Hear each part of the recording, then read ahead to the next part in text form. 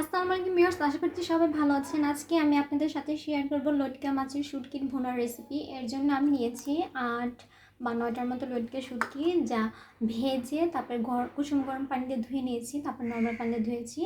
কুসুম গরম পানিতে ভিজে রাখবেন না, এতে মাছটা নরম হয়ে যাবে এবং আলগা হয়ে যাবে, কোন নরম কাঁটাটাও ভেঙে যাবে।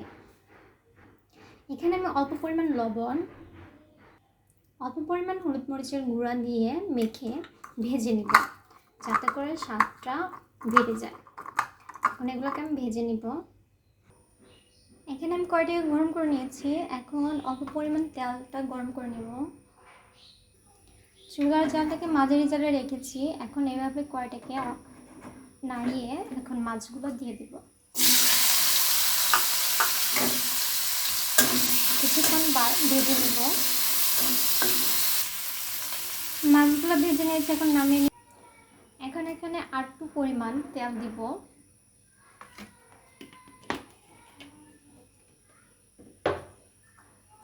দিয়ে দিব এক বাটিতে হাফ বাটি পেঁয়াজ কুচি আর কাঁচামরিচ ফালি করা। দিয়ে দিব অর্ধেক কোয়া রসুনের কুচি করা। পেঁয়াজটাকে কিছুক্ষণ নাড়াচাড়া করে নরম করে নিব মাঝারি জালে। পেঁয়াজটা নরম হয়ে গিয়েছে, এখানে দিব আদা বাটা। এখানে রসুন বাটা না, যেহেতু আমি এখানে রসুন দিয়েছি। আর অল্প পরিমাণ জিরা বাটা, জিরা যদি গুঁড়াটা থাকে সেটা দিব। অল্প পরিমাণ ধনিয়ার গুঁড়া, এটা হলো হোমমেড, আমি বাসায় তেলে গুঁড়া করে নিয়েছি। এখন অল্প পরিমাণ পানি দিয়ে কষিয়ে নেব। এখানে দেখব অল্প পরিমাণ হলুদ মরিচের গুঁড়া, অল্প পরিমাণ লবণ,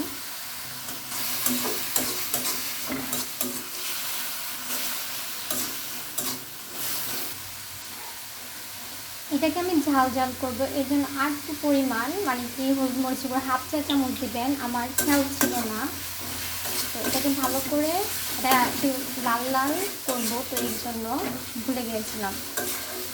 ভালো করে কষিয়ে নেব, তারপরে মাছ দেব। ভালো করে কষিয়ে নিয়েছি, এখন মাছগুলো দিয়ে নাড়াচাড়া করে নেব কিছুক্ষণ। মাছটাকে নাড়াচাড়া করে নিয়েছি, অল্প পরিমাণ পানি দিয়ে এটাকে কষিয়ে নেব। তারপর এটাকে পুরোটা শুকিয়ে নেব।